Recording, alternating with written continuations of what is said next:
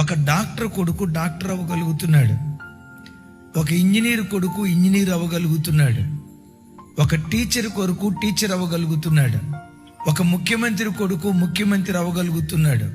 బాధ, భక్తి కలిగిన తల్లిదండ్రుల పిల్లలు భక్తిపరులు కాలేకపోతున్నారు. క్రైస్తవ కుటుంబాల్లో 100% ఏ కుటుంబంలో కదిలించిన ఇదే వేదన. అమ్మ ప్రార్థనా పరురాలే, నాన్న దేవుడంటే పిచ్చి ప్రేమతో బ్రతికేవాడే. కానీ ఆ భక్తి జీవితం పిల్లల జీవితాల్లో మనం చూడలేకపోతున్నాం. వచ్చే తరాన్ని దేవునికి అందించే విషయంలో ఎక్కడో మన కుటుంబాలు ఫెయిల్ అయిపోతున్నాయి. అమ్మా, నీ పిల్లలకు నువ్వు ఆస్తి పంచిపెట్టు, సంతోషం.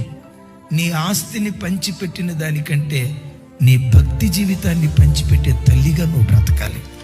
దేవుడంటే నీ గుండెల్లో ఏ పిచ్చి ప్రేమ ఉందో ఆ దైవభక్తి నీ పిల్లలకు నువ్వు పంచి పెట్టగలిగితే నిన్ను మించిన ధన్యజీవి భూమి మీద ఇంకొకళ్ళు ఎవ్వరూ లేరు. కానీ బైబిల్ చరిత్రలో కూడా చూస్తే వాళ్ళ తల్లిదండ్రులు కళ్ళారా చూశారు. ఎర్ర సముద్రం 2 పాయలు అవ్వటం, 40 సంవత్సరాలు అరణ్యంలో తన ప్రజలను దేవుడు పోషించటం, ఆకాశం నుంచి మన్నాను కురిపించటం, సముద్రంలో నుండి పూరేళ్లను రప్పించటం, బండలో నుండి నీటి ఓటలు ఉబకటం. 1, 2 ఈ అరణ్య యాత్రలో దేవుని అద్భుతాలు చూశారే, దేవుని మహత్కార్యాలు చూశారే. ఆ తరం వాళ్ళు, ఆ పితరులు దేవుని దగ్గరికి చేర్చబడ్డారు. వారి తర్వాత వెరీ నెక్స్ట్ యెహోవానైనను ఆయన ఇశ్రాయేలీయుల కొరకు చేసిన కార్యములనైనను ఎరుగని తరం ఒకటి పుట్టగా. నా ప్రభు పిల్లలారా, ఎందుకు అలా జరిగిందో చెప్పమంటారా? వాళ్ళ పిల్లలకు వాళ్ళ దేవుణ్ణి గూర్చి చెప్పలేకపోయారు. ఈరోజు చాలా మంది క్రైస్తవులు కూడా బయట వాళ్ళకి సాక్ష్యం చెప్తారు, చెప్పాలి. సంఘాల్లో సాక్ష్యం చెప్తారు, చెప్పాలి.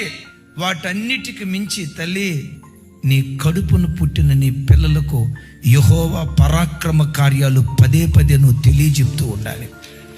ఏ శ్వర కార్యాలు దేవుడు నీ జీవితంలో జరిగించాడో, ఏ అద్భుతాలు నీ జీవితంలో జరిగించాడో, పేద స్థితిలో నుంచి దేవుడు లేవనెత్తి ఈరోజు ఈ స్థితిలోకి దేవుడు ఎలా నిన్ను నిలవబెట్టగలిగాడు నీ పిల్లలకు చెప్తూ ప్రతి క్షణం తులైనా కాకపోయినా నాలాంటి భక్తి పరులుగా నా పిల్లలు బ్రతికే కృప నాకు దయచేయ్యా. నా మీద ఉన్న భక్తి నా పిల్లల మీదకి వచ్చేటట్లుగా అలాంటి కృప నాకు దయచేయ్యా అని.